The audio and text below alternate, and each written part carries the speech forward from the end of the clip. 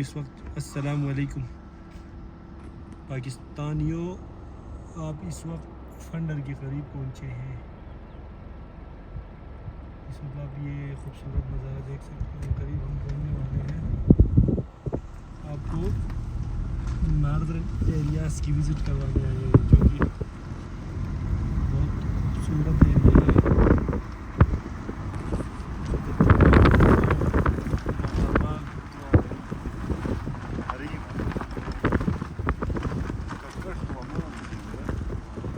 सुभानअल्लाह, माशाअल्लाह माशाअल्लाह माशाअल्लाह माशाअल्लाह, सुभानअल्लाह। थोड़ा रास्ता बाहर जहाँ पे है कच्चा।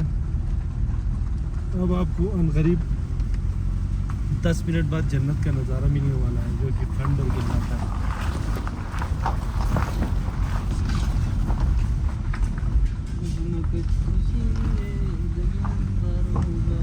देख सकते हैं,